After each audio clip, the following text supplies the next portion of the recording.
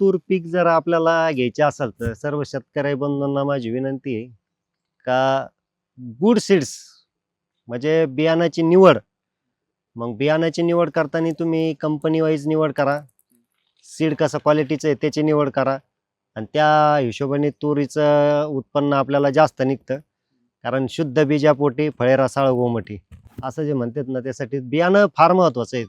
तूर पिकात कमी खर्चात जास्त उत्पादन मिळू शकतं, पण त्यासाठी दोनच गोष्टी आवश्यक आहेत: योग्य नियोजन आणि योग्य निर्णय.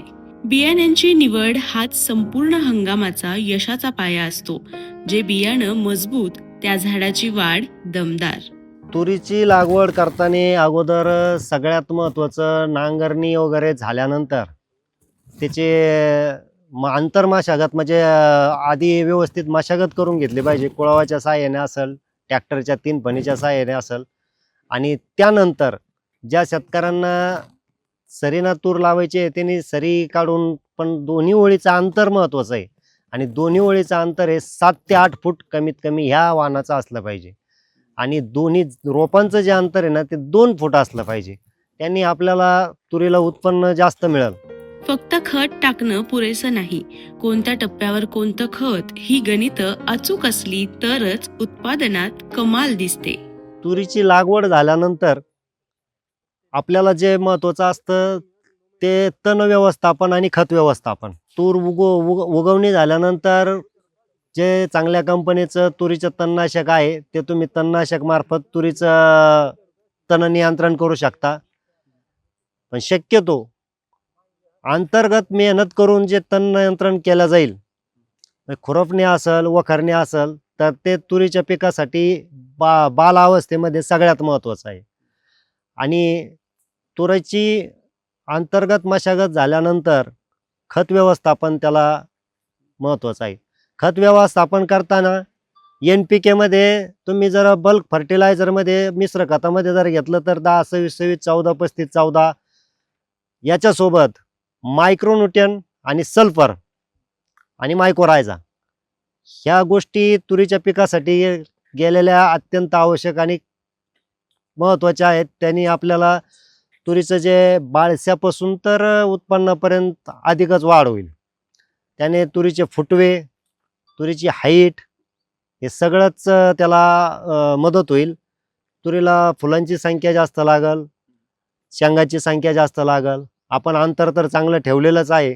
त्याबरोबर खत व्यवस्थापन हे महत्वाचं आहे. आणि खत साधारण तुरीच्या लागवडीनंतर 31 दिवसाच्या आतमध्येच टाकले गेले पाहिजे किंवा लागवडीला टाकलं तर चांगलंच आहे. त्यानंतर या तुरीला महत्वाचं म्हणजे शेंडा खोडणी. शेंडा खोडणी जी आहे तर एक 35 दिवसाच्या पर्यंत तुरी लागवडीनंतर किंवा उगवणीनंतर 35 दिवसाला एक शेंडा खोडणी झाली पाहिजे. त्यानंतर एक 45 ते 50 दिवसाच्या दरम्यान एक शेंडा खोडणी झाली पाहिजे. शेंडा खोडणी झाल्यानंतर एक साधं कीटकनाशक, बुरशीनाशक आणि एक स्प्रेमध्ये तुम्हाला काही पोषक घ्यायचं ठरलं तर ते तुम्ही घेऊ शकता. दुसरी शेंडा खोडणी झाल्यानंतर सुद्धा कीटकनाशक, बुरशीनाशक आणि एखादं मायक्रोन्यूट्रन किंवा पोषक घेतलं तरी चालतंय. त्यानंतर सगळ्यात महत्वाचा टप्पा असतो तुरीचा, तो म्हणजे आंतरमशागत तर आपण केलेलीच आहे. माती वगैरे लावायची असले तर तुम्ही भर देऊन घेऊ शकता, जेणेकरून झाड कोलमडत नाही, वाढलेल्या झाडाच्या फांद्या बॅलन्स धरतात. फुलोऱ्याच्या टप्प्यावर खतापेक्षा जास्त महत्वाचं असतं योग्य प्रमाणात पाणी देणं आणि तण रोखून धरणं. हीच वेळ हंगामाचं नशीब ठरवते. अळी ही समस्या नाही, उशिरा केलेली फवारणी ही समस्या आहे. स्पार्टन किंवा योग्य अळीनाशक लवकर वापरलं की पिकाचं नियंत्रण तुमच्याच हातात राहतं आणि यामुळे उत्पादन नक्कीच वाढतं. फुलावस्थेच महत्वाचा आहे. या तुरीला सगळ्यात महत्वाची फुलोरावस्था आहे. फुलोरावस्था अवस्थेमध्ये काय होतं, लागवड ही जूनची असल्यामुळं आपल्याला जे शेवटी सप्टेंबरचा पाऊस असतो ना, त्या पाऊस उघडल्यानंतर किंवा त्या दरम्यान तुरीला फुलं लागतात. त्याच्यामध्ये हीट आणि याच्यामध्ये जे गुंजा म्हणतो आपण त्याला जे लागतं, त्याच्यामध्ये कोळीचा प्रादुर्भाव होत असतो. त्याच्यामध्ये लाल कोळी, पिवळा कोळी, पांढरा कोळी. कोळी या शेतकऱ्यांच्या लक्षात येत नाही. त्यासाठी कोळीनाशक किंवा 3-4 ब्रँड आहेत, पण त्यापैकी आपण जे रेकमेंड करतो आकारी पंचशीलचंच जे सीडचं आहे, तूर पण पंचशीलचीच आहे, तर त्यांचं एक आकारी नावाचं जे कोळीनाशक किंवा थ्रिप्सनाशक जे औषध आहे ते याला जर स्प्रे केला आणि त्यासोबत अळीचं थोडंसं किमामेक्टिन आणि ब्रँचेस फुलाला वाढण्यासाठी तुमचं काय जे असेल ते वेगवेगळ्या ब्रँडने येत आहे. मी विद्युत 30 मिली जे आहे ते एकरी देण्याचं मी रिकमेंड करतो. तर अशा पद्धतीनं तुरीला फुलाची संख्या जास्त लागते. त्यानंतर कुठल्याही प्रकारचं फर्टिलिटी लांबण्याचं काम या तुरीमध्ये होत नाही.